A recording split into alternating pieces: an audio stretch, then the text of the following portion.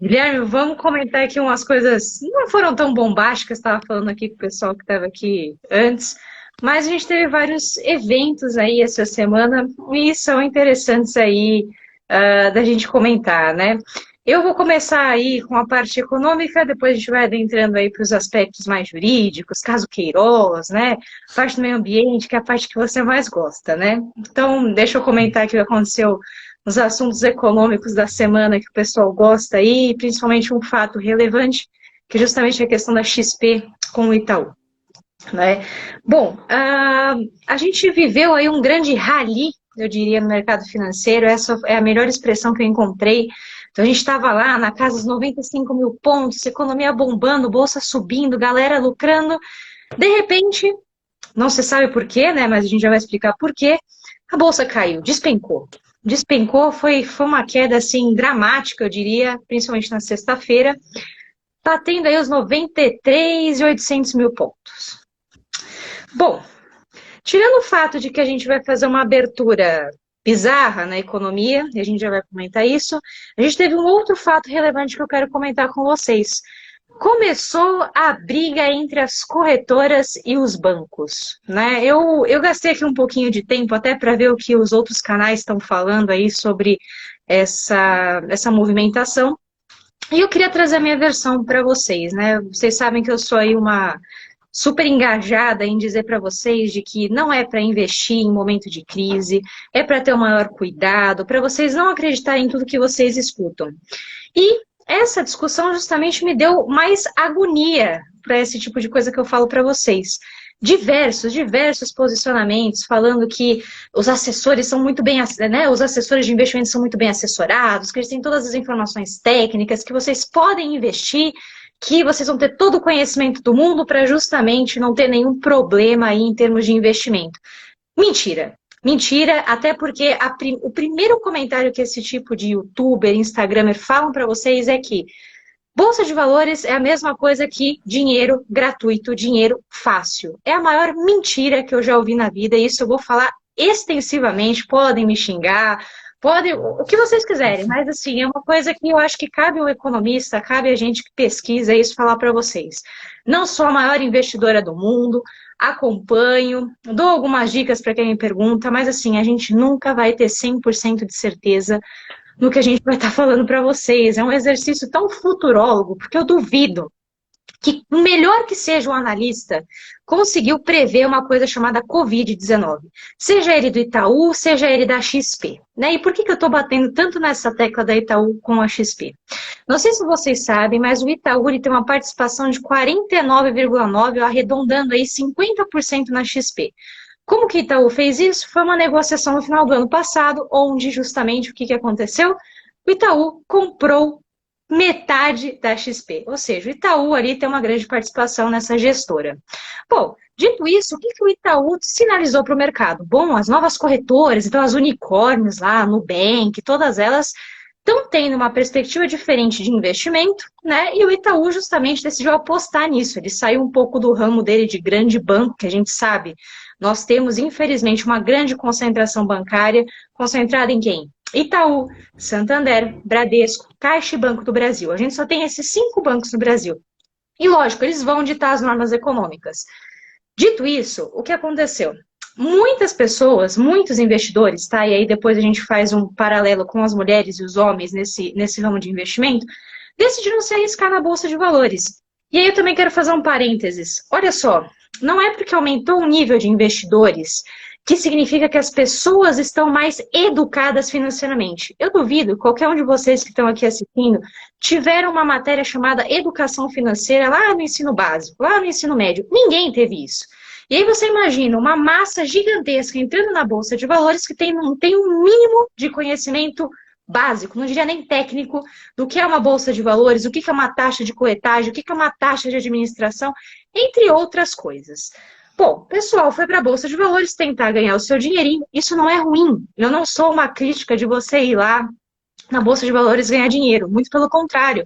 Eu gostaria de estimular vocês a irem, mas com conhecimento técnico. E as pessoas não estão indo com esse conhecimento e colocam o dinheiro de vocês justamente na mão desses assessores que estão sendo criticados aqui pela campanha do Itaú.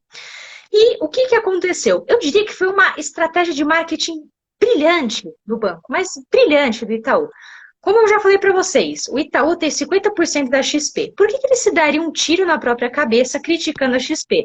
Não foi isso, foi uma jogada de marketing, porque 150 milhões de reais estão saindo do Itaú, conhecido como Itaú Personalité, e indo diretamente para onde? Para a XP Investimentos.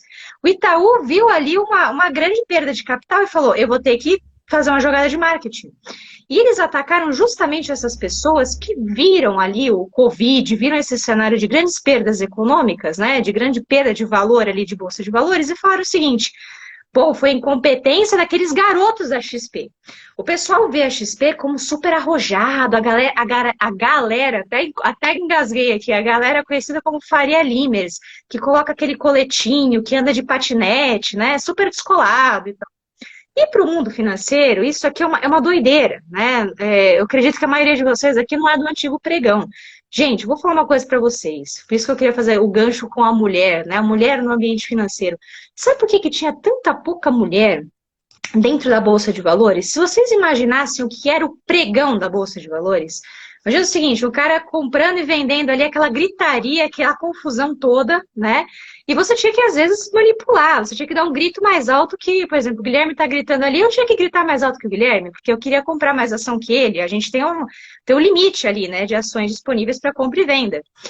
Olha, desculpa dar essa informação para vocês, mas é uma curiosidade que talvez um professor nosso contou, e eu acho interessante falar para vocês, né? O que acontecia nesses pregões, para vocês terem ideia, às vezes pegavam-se nas partes íntimas dos outros homens para o cara gritar e vender as ações ou comprar as ações. Então, percebam, não é um ambiente muito agradável, não envolve muito essa técnica, essa beleza, que eu não sei como que endeusaram isso no mercado brasileiro, porque o mercado financeiro não é assim, o mercado financeiro é agressivo. Não é à toa que se fala no movimento bull e no movimento bear, né? O urso, né, e o touro, né? O touro dá a cabecinha para cima, né? Ele dá a patada, vamos falar assim, para cima, então a bolsa sobe. E o bear, ele dá aquela patada para baixo, as ações caem. É uma coisa agressiva. Não é um ambiente onde você tem muitas mulheres investindo, por esse e por outros motivos que eu já falei para vocês, tá? E lógico, né? Se você olhar a grande maioria dos corretores, são homens, etc., e vão querer ter um estigma diferente. É muito mais fácil o cara falar para você, eu tenho uma BMW, eu tenho uma Mercedes, eu sou bonitão, eu sei investir. Né? Então ficou esse estigma para a XP, para o investidor da XP, para o assessor da XP. E o Itaú simplesmente bateu nesse aspecto e falou, olha, eles são um bando de moleque que não sabem investir e é melhor vocês investirem com a gente porque nós somos um banco tradicional. Bom, aí não entrando em detalhes para não se alongar, né, aqui o Guilherme já quer ir para os assuntos mais divertidos, não muito econômicos.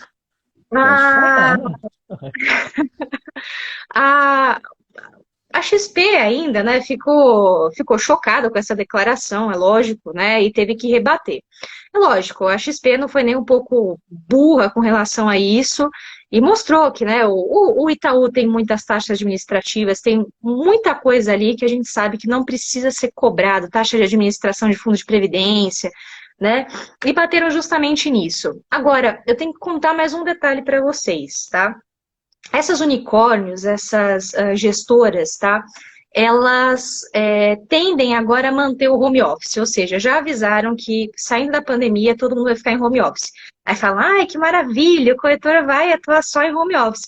Ótimo, que maravilha, eles não precisam mais manter dentro da Faria Lima 2 torres com 12 andares, que custava em média um aluguel ali de 150 mil, né, de cada andar, por aí, né, e aí eles simplesmente decidiram, tá, ir para uma cidade do interior de São Paulo, não é Atibaia, garanto para vocês, não sei qual que é exatamente, que eles vão criar uma coisa chamada Vila XP.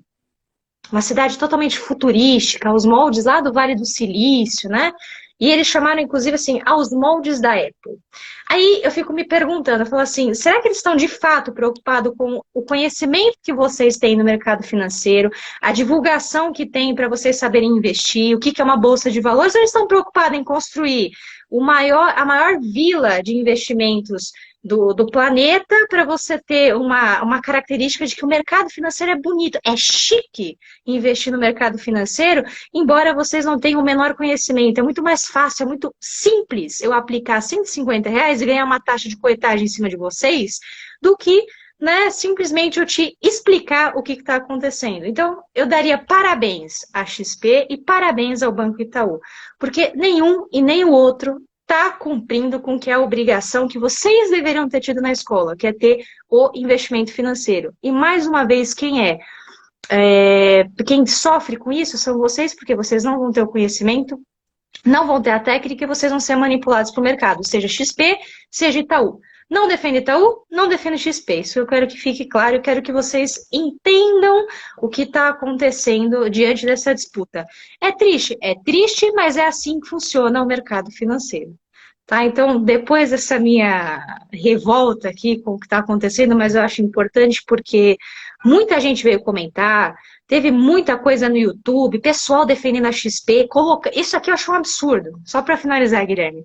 Eu achei um absurdo você divulgar o carnê, né, o comprovante de que você fez uma transferência para a XP, não sei que valor que era, para você concorrer a um colete do Faria Limer, que foi justamente por conta o inverso da propaganda de marketing do Itaú. Quer dizer, ali, assim, eu vi dados bancários de diversos colegas meus, então eu sabia o CPF, eu sabia um monte de coisa, um monte de coisa. Tá? Então, assim, não sei qual foi o critério da propaganda, se tinha que de fato divulgar isso, eu sei que de fato tinha que colocar o comprovante do TED para XP. Até aí já é um absurdo, porque isso é informação confidencial. Fez o TED? Problema seu. Você quer investir o dinheiro lá? O problema é seu. Só não reclama se você perder, se a técnica aplicada não foi bom, etc e tal. Não me interessa. Agora, vocês têm que manter o seu sigilo, têm que manter... saber que vocês correm esses riscos e mais, saber onde que vocês estão colocando o dinheiro de vocês. Isso ninguém fala. E é isso que eu fico pé da vida. Porque, é simples. Coloca lá numa corretora no Alasca, no Nubank, no Itaú, que né, daqui a um mês vocês vão ter R$ 1 milhão na carteira de vocês. Não, não vão ter. É isso que eu quero que vocês saiam com isso. E se alguém falar para vocês, sim, vai ter. Nossa, diversas propagandas no YouTube. Assim, tem canais específicos que eu fico chocada. Eu fico chocada com as coisas que eu vejo. Chama Super Traders. O que é um Super Trader? Aliás, o que é um trader? O que é um trader? É o cara que trabalha com especulação. Vocês conseguem? Vocês conseguem trabalhar com especulação? Porque eu morreria de medo de jogar o meu salário e especular na bolsa de valores e no outro dia eu ter zero na minha conta. Como é que você paga a conta de água, de luz, telefone? Vocês conseguem me explicar isso? Porque assim, eu fico chocada, eu fico chocada. E tem muita gente que cai. De novo, não estou falando que são vocês aqui que estão ouvindo a gente. Eu sei que vocês têm um pouco mais de cultura, que vocês leem, que a gente vem aqui falar com vocês. Mas repara, uma ação besta de marketing. Ou quanto que gerou? Quanto TED que eu vi? É isso. Minha revolta é essa. Então, por favor, tenham assim, um pouquinho mais de carinho. Não, não vai na onda do mercado. Para, analisa. Trader é muito rápido. O mercado é muito rápido. É fração de segundos. Nosso olho humano não consegue. Tem programa para ir pausando o movimento de mercado para vocês terem ideia. Cansei de falar isso para vocês. Tá? Então, calma. Calma. Um minuto de silêncio. Um minuto de silêncio para aquelas vítimas perdidas aí nessa ilusão monetária. Não existe. Não existe. Para com isso. E eu não vou cansar. Acho que meu canal no YouTube vai ser isso. Assim, o slogan é esse. Não acreditem em dinheiro fácil. Eu não vou falar o nome dos canais, porque eu sei que tem muita gente que assiste. Mas cuidado. Pelo amor de Deus, cuidado. Muito cuidado. E, lógico, cuidado também com o cara que fala poupança é o melhor investimento do universo. Calma, gente, não é assim. Tudo tem saída no mundo, tá? É isso que eu quero dizer. Eu queria muito, do fundo do meu coração, mas mesmo, assim, coração aberto. Eu queria que a gente fosse os Estados Unidos, em termos de investimento. Os caras sabem investir, os caras compram ação, né? Não é uma ação, é uma carteira de ações para que no futuro os filhos possam usufruir do rendimento, tá, dessas ações, para que eles possam ir para a faculdade, ter plano de saúde, ter uma qualidade de vida. Aqui, quantos de vocês têm capacidade de tirar um dinheirinho da poupança e fazer isso? Ninguém tem. Não dá. Vocês sabem, ó, pra vocês terem ideia, eu às vezes costumo falar isso com colegas meus. Vocês sabem quanto custa uma ação da Coca-Cola? Em média, R$ 195. Uma ação da Coca-Cola. Uma. E você não vai comprar uma. Geralmente são lote de 5, 10, 20 ou 50. Pensa aí, só uma carteira só da Coca-Cola. Quanto que vocês têm que ter de dinheiro? Tá? Então, assim, reflitam isso. Não caiam nessas. Ah, e o pior, juro, eu prometo que eu vou parar de falar, senão eu não aguento. Ah, o pior, eu já vi, inclusive propagandas para comprar bens físicos, tá? TV, computador, etc. Pessoas instigando vocês a usarem os R$ 600 do auxílio financeiro, do benefício que estão recebendo para comer, para você investir em bolsa de valores. Eu cheguei a ver isso. Que os R$ 600 ia virar R$ 6.000 da noite para o dia. Não existe.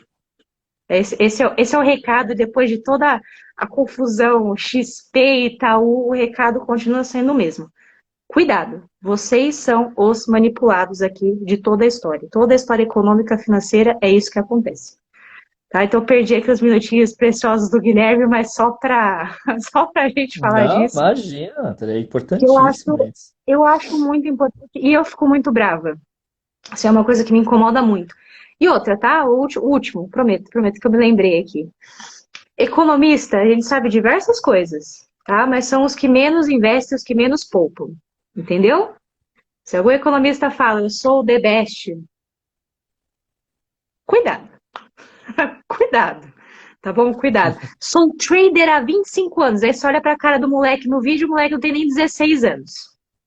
Ok, tudo bem. Combinado. Tá tudo certo. Mas vamos lá porque interessa, vamos lá para vocês darem risada. Só pra sair aqui, Guilherme, do fato, tem mais um fato aqui que preocupou vocês.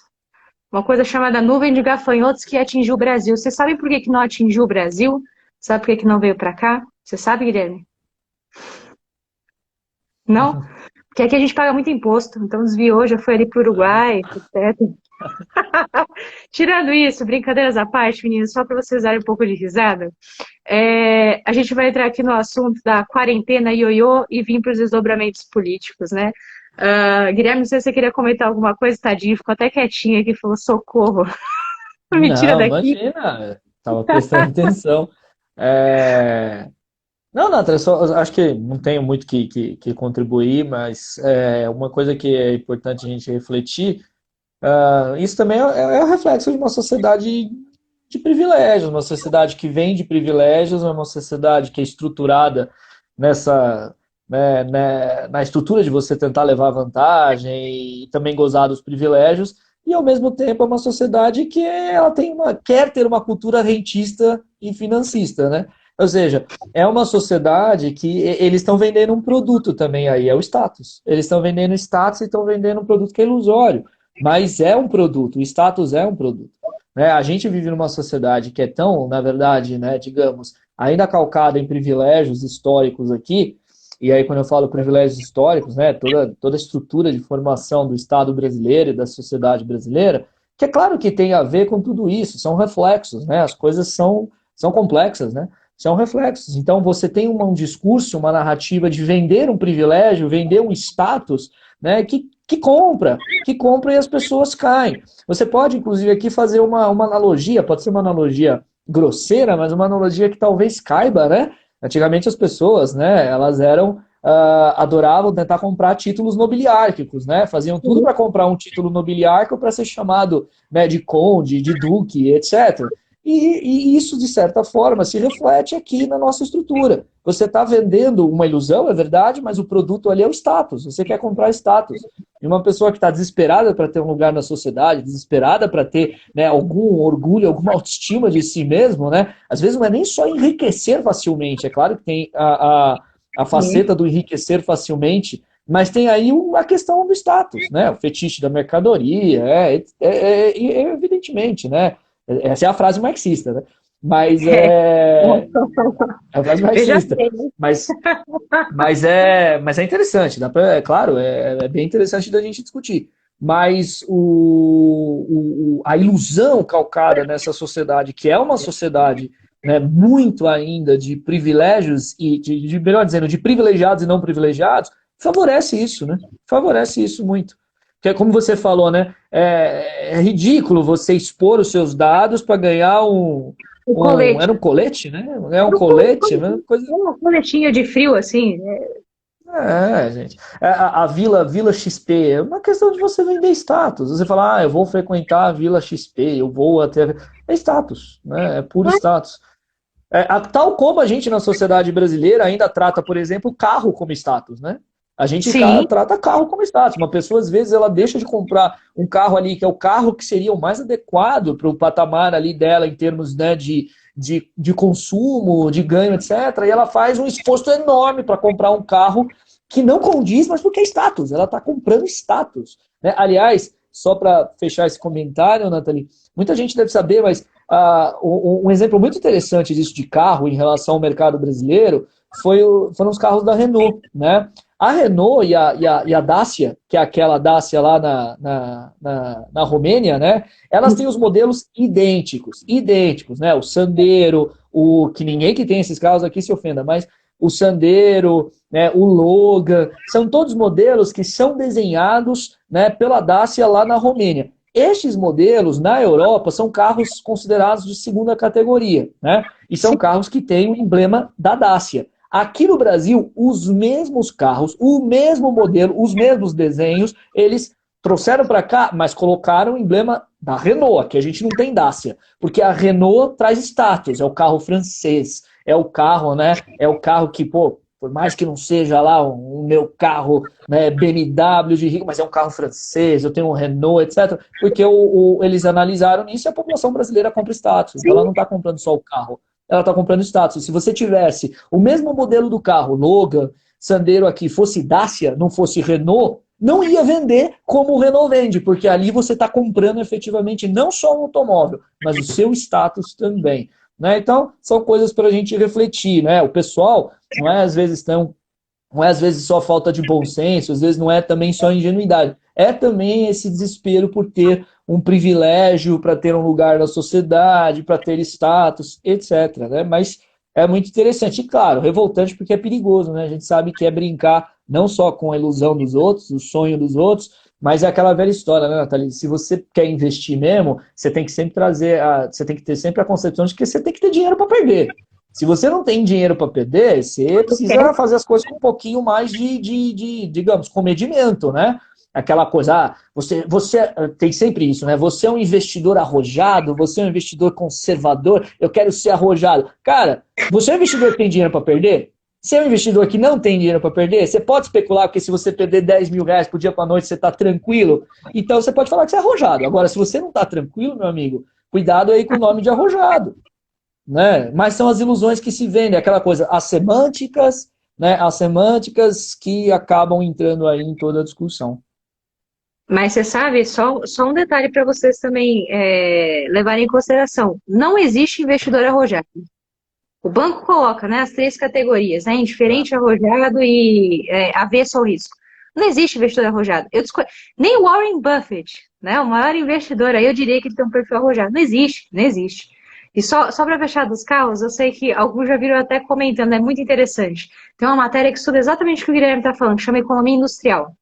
Organização econômica, economia organizacional, é muito legal. Eu tive um professor muito bom nessa matéria e ele explicava exatamente sobre a questão dos carros, assim. Aí por isso que eu até brinquei com o francês, porque o francês às vezes não tem reputação no mercado brasileiro. Você tem carros, inclusive, não vou falar modelos, porque senão a gente começa a se comprometer aqui também, mas tem modelos aqui que você pega motor 1.4, qualquer motor, desculpa, tá a expressão aqui, motor ruim, e coloca numa carroceria bonita, linda, dá um nome, né, assim, de um carro que as pessoas geralmente gostam, né, um modelo aí tradicional, e fala que é aquele, né, o motor é daquela fábrica. Não é, dedo engano. Como também acontece o contrário, você tem carro que você julga que é ruim, e você tem um motor muito bom embaixo do chassi. Tá? Eu sei dois exemplos, não vou contar para não se comprometer. Mas vamos lá. Por que o governo vai ampliar o auxílio emergencial? Claro, tem pessoas que estão sofrendo e ainda vão precisar do auxílio, de fato, nisso eles acertaram. Mas se eles não expandirem o benefício até dezembro, a gente vai ter uma retração assim, o consumo melhora um pouquinho, a gente teria assim 0,44, se não me engano, do PIB sendo estimulado via consumo, ou seja, o consumo iria aumentar 0,44 com o que a gente tem hoje de auxílio emergencial. Se a gente manter até dezembro, estou falando dados para vocês verem o quanto que estimula o consumo. A gente vai ter um estímulo de consumo de 0,55. O que, assim, é nada, é nada. Um país que, mais uma vez, reforçando aquele argumento, a gente é extensivamente estimulado a consumir, a gente continuando com essa mesma mentalidade, por mais que o auxílio benefício, o auxílio emergencial, vá até que seja janeiro, fevereiro, isso não representa nem 1% do PIB. De onde? A minha pergunta, enquanto economista, assim, enquanto cidadão, que me dá desespero é: de onde vai vir a retomada econômica? O governo falando que ano que vem a gente retoma 3,5% de PIB. Da onde? Da onde? Qual que é a mágica? Investimento não tem. Investimento não tem. Super Sabe o que safra, vai fazer, Nathalie? Vai levar juros para trazer investimento externo? Vai enfiar vai. juros lá em cima? Vai fazer isso? Mas o Guilherme tá certo. Isso até comentei, não sei se você se recorda, até comentei na live passada. Copom já sinalizou. Já sinalizou. 2021 a gente já começa com 3,5% de juros. Aí Vai vamos trazer crescer investimento? com poupança externa de novo? Mas não vai, não vai. Quem que é maluco de colocar dinheiro no Brasil? Com o cenário político. Trocando em miúdos o que você falou, Nathalie, a gente não tem plano, não tem plano. O que a gente tem é um governo de subsistência, no sentido de que é um governo que está tentando existir e não cair, e que não tem efetivamente um plano de crescimento econômico, não tem.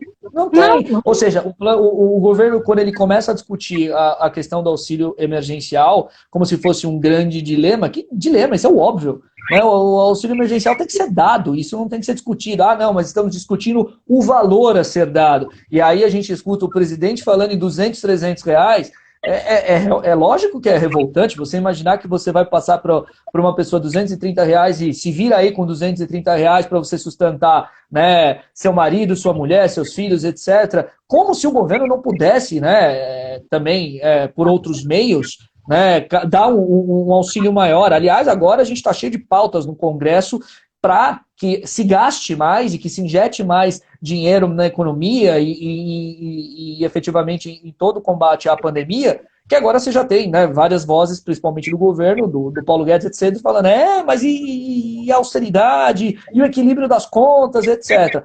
Pelo sim, pelo não, pelo discurso 1 ou pelo discurso 2, a questão é que fica evidente que o governo não tem um projeto e não sabe o que fazer. Ele não tem um projeto de retomada do crescimento da economia. Não tem. Não tem. Eu gostaria de perguntar para qualquer economista, tem uma aqui na minha frente, a Nathalie, mas para perguntar para outros economistas, mas a Nathalie eu já sei o que ela vai falar. Agora, gostaria de perguntar qual é o plano? Qual é o plano do governo? Qual é o plano de crescimento econômico do governo? Não tem. Não tem, não tem. Isso é evidente que não tem.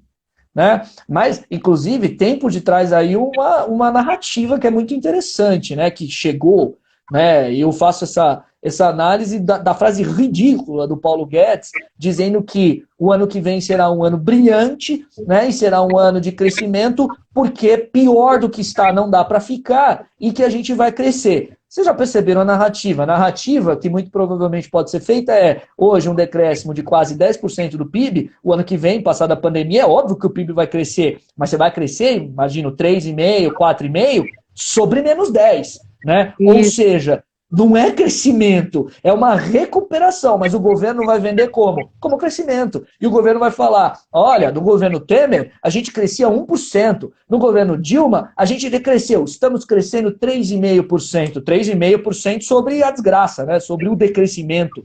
Então não é crescimento, é recuperação. Mas a narrativa vai ser essa, podem apostar, né? Vai ser essa se o governo até lá estiver, né?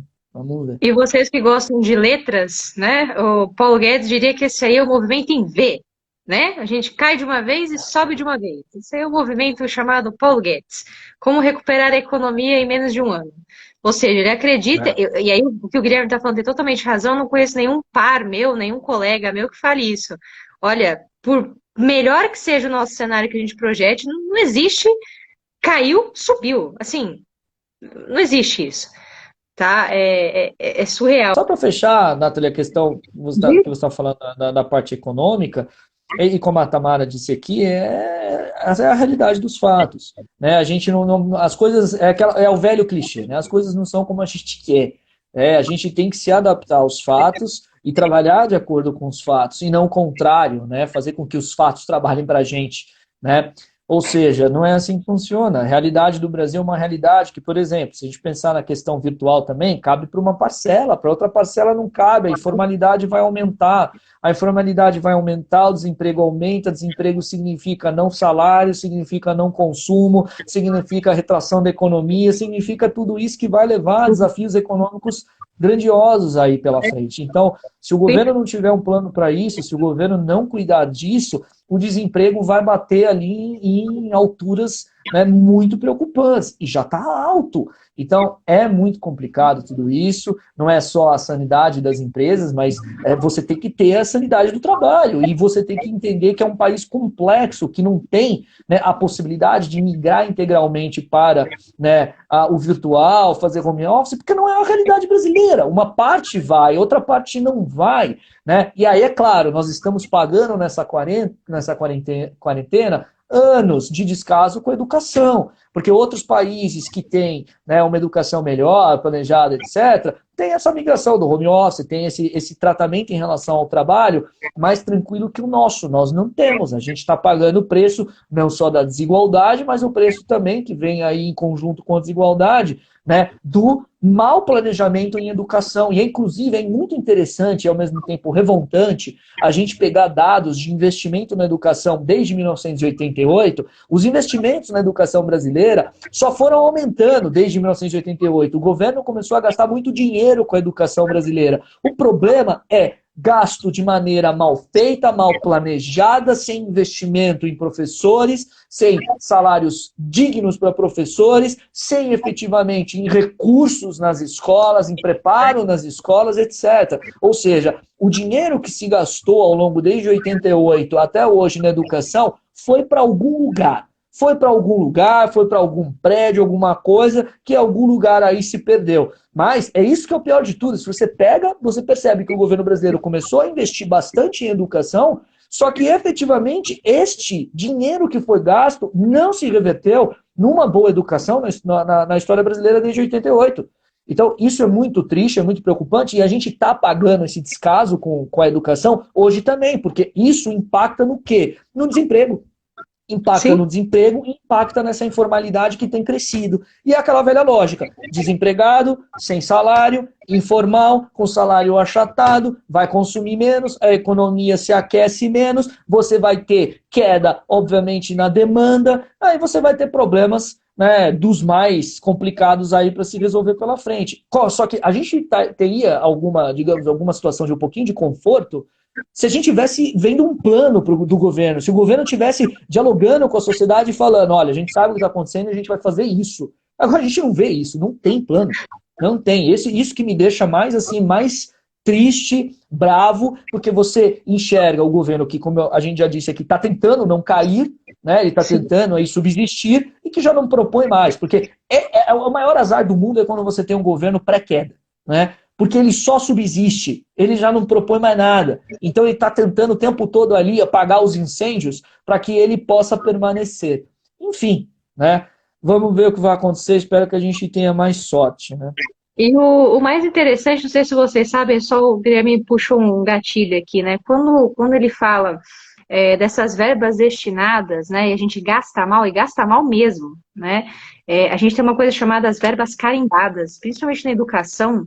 Essas verbas carimbadas, por mais que a gente tenha aumentando, né, o investimento, eu diria aí, eu não sei precisar o percentual ou a quantidade, né, o volume, mas grande parte desses investimentos são feitos em termos de bem físico. Então, é construção de escola, é construção de quadras, né, etc.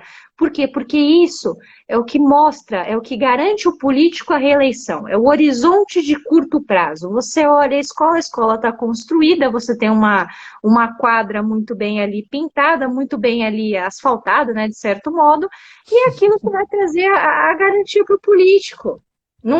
Por que eu vou investir na qualidade da educação, na qualidade do professor, que é algo intangível, que é algo invisível, que ninguém vê?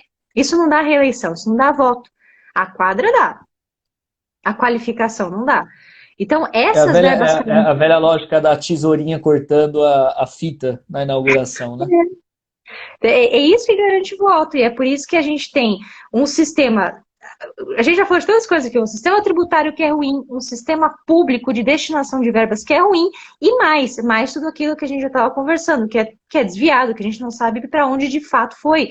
Falta o quê? Transparência, accountability. A gente vê tanto esses termos, né? Fala, parece que é uma coisa tão batida, mas na verdade a gente simplesmente não tem, ignora. Né? Vocês sabem o quanto de fato está indo para a educação a cada mês? A gente não sabe. Onde está esse dado? A gente não consegue encontrar, né? Não, Diga lá, e o Guilherme. pior, né, Nathan? A gente tem, né? Agora, a gente pode até já aproveitar o gancho antes de falar do Queiroz, dos processos, etc. Mas para falar da parte da educação e do ministro da educação que foi nomeado agora, mas me chamou muito a atenção quando, antes de ser nomeado, né, o ministro agora, ah, algumas discussões que estavam sendo feitas com o secretário de Educação do Paraná. Ele foi entrevistado e ele, de repente, na entrevista, ele falou sobre os grandes projetos ali para a educação e ele falou, né, de um aplicativo que eles desenvolveram ali no Paraná para tentar impedir a evasão escolar. E o aplicativo ele era um aplicativo em que o professor fazia chamada pelo celular. E com isso o professor conseguia perceber mais que os alunos, né, quais alunos faltavam e quais alunos não estavam vindo na aula e pronto. Olha o que ele fala. Ao invés de ele chegar e falar qual é o meu projeto de educação, onde o Brasil precisa investir, qual é a área, na área de humanas, tecnologia, não sei o quê, professor, investimento, não. É o aplicativo do celular que entende, que é justamente o que você falou. Se antigamente era o prédio da escola, para ele sair na foto ali, agora é o aplicativo do celular, onde faz a chamada e não sei o quê. São todas essas coisas que não são investimento na educação. A crítica que eu faço aqui é justamente o fato de que muito se gasta no Brasil e às vezes a gente não tem essa ideia, né? A maioria das pessoas às vezes não tem ideia de quanto se gasta. Se gasta muito dinheiro na educação brasileira, mas é muito mal gasto. É muito mal gasto. Muito mal gasto e isso não se reverte efetivamente, né, em melhor preparação de professor e, claro, em maior ganho educacional. Você não tem efetivamente áreas estratégicas, você não tem uma valorização de pesquisa, não tem valorização do professor no ensino médio, fundamental. Né? E eu lembro, nunca vou esquecer dessa propaganda, que foi uma propaganda muito, muito sintomática, né, em relação a toda essa realidade. Né, de um conjunto de faculdades, né, que é bem conhecido, com um garoto propaganda, como eu disse, é candidato aí potencial à presidência da República e tem programa na rede de televisão, todo mundo sabe de quem eu estou falando. E a propaganda era o seguinte: venha dar aula nessa faculdade X aqui e aumente sua renda. É um negócio grotesco, né? Ou seja, a profissão de professor é uma profissão para você aumentar sua renda, né? É complicado, né? Mas, de qualquer forma...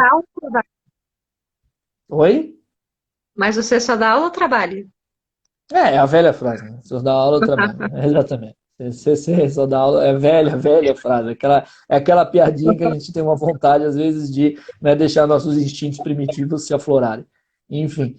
Mas a escolha do ministro da Educação agora, para a gente fazer já mais uma análise política, a escolha do ministro da Educação foi uma escolha bastante interessante em termos de análise, porque, primeiro, né, o Carlos Alberto Decotelli era uma figura que ninguém esperava que poderia ser chamado a ser ministro, uma vez que a educação ela é estratégica para o campo ideológico do governo, e parece que a gente vai ter um embate aí pela frente entre a área ideológica que apoia o governo, né, e a área militar, porque, quer queira ou não, o Decotelli ele tem origem militar, né, ele é da reserva, mas ele tem, né, uma origem militar e me parece que ele foi uma indicação, principalmente, que partiu, né, da ala militar do governo.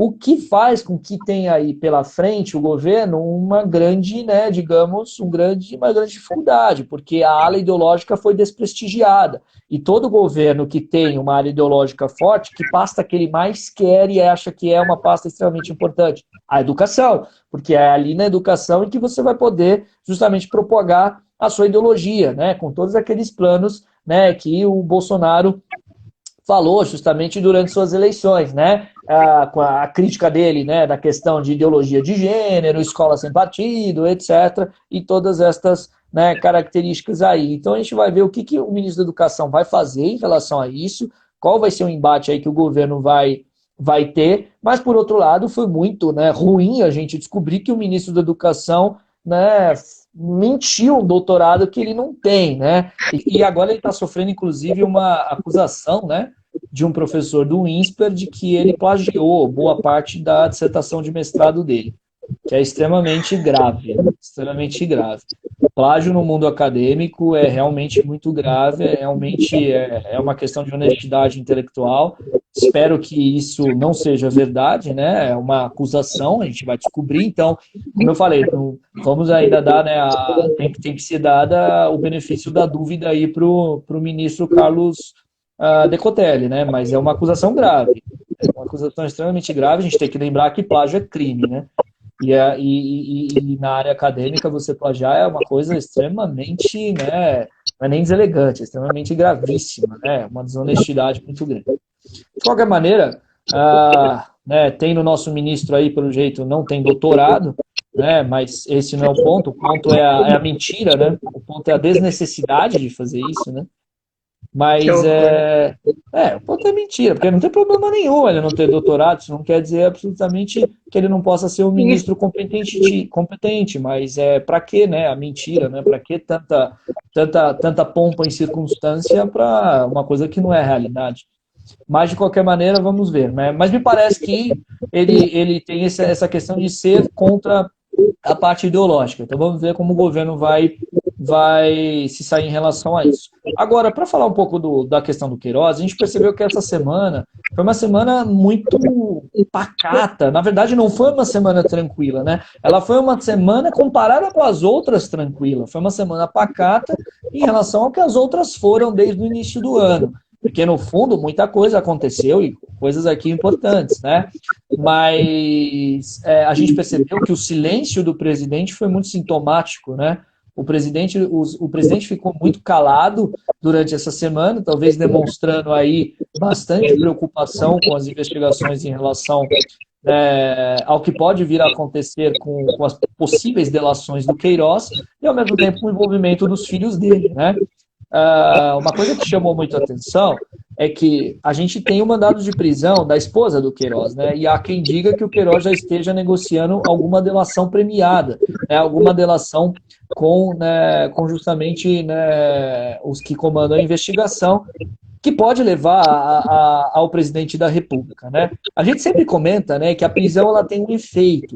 A prisão, ela sempre tem um efeito psicológico muito forte nas pessoas, principalmente quando você tem essas prisões cautelares. Imediatamente, a pessoa, quando ela é presa, ela acaba, né, chegando nessas circunstâncias, né, dessa prisão cautelar, em crimes que envolvem corrupção, organização criminosa, alto escalão, etc. Chegam com toda, né, digamos assim, toda a segurança de que os seus amigos poderosos vão limpar a sua barra, né? Passa um dia, ninguém limpou sua barra, você passa o segundo dia, você percebe que ninguém limpou sua barra, lá no terceiro dia, né, você já está um pouco chateado, aquela comida da prisão que você não aceitou, você começa a falar, pô, tô com fome, vou comer, né? O uniforme ali da prisão, de repente, que você não quer usar, né, você fala, daí eu vou usar, e você começa a ficar cansado também lá dentro, né? E, claro, você tem aí, no caso do Queiroz, familiares que podem, inclusive, ser presos. E com esse cansaço do Queiroz, a gente pode ter, nas próximas semanas ou nos meses que virão aí, algumas delações extremamente graves, ou, né, digamos aí, com a continuidade da investigação, movimentações extremamente graves que podem chegar ao Planalto, podem chegar diretamente ao presidente da República. Muito chama a atenção em todo esse envolvimento do Queiroz, todo esse envolvimento aí dessa organização criminosa criada ali no Rio de Janeiro, né, no esquema das chamadas rachadinhas, né, vamos dar o nome correto aí as coisas, né, peculato, corrupção, etc., né, ou seja, são crimes cometidos, né, nessa rachadinha, que tinha como Queiroz o seu operador financeiro, né, era o operador que destinava aí os recursos para todos aqueles que estavam envolvidos com a organização, mas muito chama a atenção que o Flávio Bolsonaro, em todas as tentativas jurídicas dele, né, nessa investigação, ele sempre se pauta, né, em questões processuais. Né, você não percebe ali, né, uma forte defesa em termos, né, de fatos, mas são sempre as questões processuais. Tanto que essa semana ele tentou, né, o que foi, acho que talvez o grande acontecimento em termos jurídicos da investigação, ele tentou conseguir o foro privilegiado, né, no órgão especial no Tribunal de Justiça do Rio de Janeiro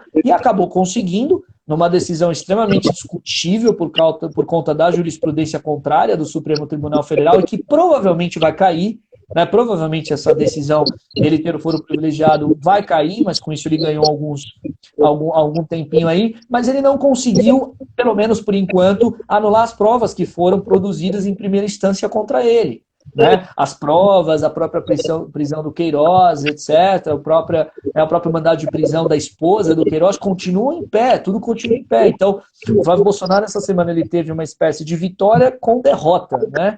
Ele conseguiu ali, mesmo que temporariamente, o foro privilegiado, e o foro privilegiado, como já comentei, ele foi reduzido, né, por jurisprudência do STF, por conta justamente do foro privilegiado ter também esses problemas em relação, né, à garantia, digamos, lobista de alguns, né, deputados e senadores junto ao Poder Judiciário, mas, né, ele conseguiu, de certa forma, aí uma vitória que faz com que ele ganhe tempo, mas uma derrota ao mesmo tempo por conta justamente da não possibilidade de invalidação, por enquanto, pelo menos, das provas que foram produzidas. Então, tem muita coisa ainda a acontecer em relação ao Queiroz, tem muito desdobramento, não se trata de um desdobramento rápido, é um desdobramento que não dá para, na verdade, a gente aqui ter certeza, mas exercer um pouco a bola de cristal leva um pouquinho de tempo. A gente tem que lembrar que nos governos anteriores, quando a gente teve o escândalo, né, o escândalo do Petrolão, o Mensalão, etc., foram, né, meses e meses de investigação, né, ou seja, não foi algo que foi aparecendo do dia para a noite, então com o Queiroz pode ser assim mesmo. A não ser que rapidamente ele abra a boca e resolva, né, entregar tudo isso a todo mundo. Agora, no meio termo de tudo, a gente percebe que o advogado está mais enrolado do que nunca, né? O tal do anjo está mais enrolado do que nunca, né? A gente, né, até teve uma semana, a gente pôde dar um pouquinho de risada, né, de como o Queiroz entrou na casa dele. Primeiro ele não conhecia, né? Até a jornalista Andréa Sadi sendo um pouco mais incisiva, né? Ele entrou voando na sua casa, ele pulou o muro, etc. E ele se mentindo e desmentindo o tempo todo, né? Ele chegou a dizer que não conhecia o Queiroz, agora conhece, e foi muito interessante ele até falar que resolveu colocar o Queiroz por questões humanitárias na casa dele, né? Por questões humanitárias, porque há uma conspiração e forças ocultas querendo matar o Queiroz e incriminar a família Bolsonaro. E é muito interessante que nessa enrolação do Vacef, né? Nessa enrolação do advogado aí, do ex-advogado do presidente Bolsonaro e do Flávio Bolsonaro, a gente não pode esquecer que naquela sexta-feira, no dia que o Fabrício Queiroz foi preso, o Bolsonaro, numa live, simplesmente falou que o Queiroz estava lá por conta de tratamento, né? Que ele estava lá pela proximidade, né, com o hospital. Então, naquela live, me parece que o Bolsonaro admitiu que sabia e, ao mesmo tempo, justificou por que o Queiroz estava lá. O que faz com que eles fiquem mais enrolados ainda, né? Ou seja, o advogado se enrolando a cada dia que passa, o Bolsonaro já passou o recibo dele, de que ele sabia, e aí o advogado, né, perguntado em relação a isso, ele falou, não sabia como essa informação chegou ao presidente, e ao mesmo tempo, né, o Flávio Bolsonaro aí lutando, né, na justiça para conseguir o foro privilegiado dele, mas com a esposa do Fabrício Queiroz aí na rua, podendo ser, inclusive, objeto de uma espécie aí de barganha informal por uma delação premiada. Então, é uma situação muito complicada do governo, porque é lógico que leva tempo, e essas investigações, elas são como uma avalanche, é uma bola de neve, você não controla. Né? As investigações, elas vão acontecendo, né? O professor Gisele falou uma coisa muito interessante agora, né? Os recursos tecnológicos estão ferrando as pessoas. É verdade, né, completamente, porque a gente está nessa era de governar pelo Twitter, de se manifestar toda hora, e as pessoas esquecem, como a gente já falou em algumas outras oportunidades aqui, que o novo sinônimo de eternidade se chama print. Você deu um print, não adianta excluir. Não adianta excluir, tá lá. E mais do que isso, você falou numa live, tá gravado. Você gravou. É como um ponto ridículo que a gente chegou, né, sobre aquela reunião do dia 22 de abril, de muitos sustentarem, essa era uma reunião privada. Está sendo gravada. Como ela é privada, ela está sendo gravada. É uma reunião pública aqui, né? Obviamente, aqui figuras públicas e que está sendo gravada e sendo passada aqui numa televisão, né, pública, estatal. Então, realmente, tamanha enrolação e tamanha falta aí de coordenação, né, nesse sentido criminoso, né, coordenação criminosa, que são muitas pontas soltas. E vai ser muito difícil o governo conseguir se safar dessa. Né? Eu acho que o governo está numa situação muito difícil. O Bolsonaro, esse silêncio do Bolsonaro, não é porque a gente até viu um pessoal comentando, né? Bolsonaro, paz e amor, né? Uma referência ao Lulinha, paz e amor, na época que o Lula, né, se tornou mais palatável para o mercado financeiro, etc. Né? O Lula sindicalista deu lugar ao Lula, né, neoliberal, entre aspas. Mas o Bolsonaro paz e amor não é verdade um Bolsonaro paz e amor, na verdade é um Bolsonaro acuado. É um Bolsonaro que está extremamente acuado, acho que até vocês podem, né, talvez aí concordar comigo, mas o semblante dele é muito interessante de se observar, um semblante pesado, um semblante de alguém extremamente preocupado e que tem aí essa avalanche de pontas soltas nessas investigações. Né? Fora isso, essa briga agora entre o campo ideológico e o campo militar e, ao mesmo tempo, e aí era um outro ponto que eu queria tocar, Nathalie, mas se você tiver, o pessoal tiver pergunta, alguma coisa, a gente também já abre, mas a gente teve uma semana muito complicada para o governo, principalmente na área ambiental. Né, quando nós tivemos uma carta feita, né, por uma série de fundos de investimento, né, que tem uma preocupação, são chamados fundos ESG, que são aqueles fundos preocupados com a questão do meio ambiente, que só investem, né, em lugares onde você tem uma preocupação com o desenvolvimento sustentável, que pegaram muito no pé do Brasil por conta do projeto de lei, né, o projeto 2633 de 2020, que é a tal da MP da grilagem. Né, a PL, né, o projeto da grilagem, né, a tal medida da grilagem, que ali, se for aprovada do jeito que está sendo colocada, vai, na verdade, favorecer o desmatamento e a ampliação ali de áreas que não deveriam ser protegidas. Né? E isso fez com que esse grupo, né, esse grupo de investimentos que movimenta trilhões, né, trilhões de dólares, fizesse uma carta aberta ao Brasil dizendo: o Brasil precisa mudar a sua política ambiental. Isso é muito grave para o governo, porque uma de duas: ou o governo, mais uma vez, vai abrir uma escalada de embate com a sua área ideológica e vai rifar o ministro Carlos Salles e atender, portanto, né, estes fundos de investimento que são extremamente interessantes, né, para que o Brasil possa receber, né, investimentos e retomar o seu crescimento econômico, ou se simplesmente ele vai manter a área ideológica, manter o Salles e continuar com essa política que é uma das políticas mais desastrosas desse governo. Né? Eu diria que, em termos da educação, é um pesadelo, né? Por mais que a gente tenha criticado agora, né, o ministro Carlos Alberto, eu até brinquei em uma outra oportunidade aqui, né? Basta ele respirar que ele já vai ser melhor que o Weintraub, né? O Weintraub foi uma tragédia. Foi uma tragédia total para a educação brasileira, e a gente tem um ministro do meio ambiente que é uma tragédia também, né? Ou seja, o Brasil hoje, o desmatamento está a todo vapor, o sistema de proteção e fiscalização brasileiro foi desestruturado, né? A gente teve perdas muito graves no IBAMA, perdas muito graves nos aparatos de fiscalização, e isso tudo está sendo cobrado internacionalmente. Então percebam vocês que aonde eu queria chegar é isso: o governo está muito complicado. É uma investigação no pescoço dele, é um advogado aí aloprado que está agora falando um monte de coisa, dizendo, etc. Né? Um advogado, aliás, gente, eu não sei se vocês sabem, mas o cidadão, ele tem até acusações de envolvimento com o satanismo, né? É um negócio assim, chega a ser escabroso, né? É um negócio escabroso. O cara é uma figura complicada. Mas, de qualquer maneira, é o governo passando por toda essa situação, ou seja, essa situação das investigações, mais a desorientação na área econômica, né, com projeções extremamente, né, graves, como a gente já comentou, com agora esse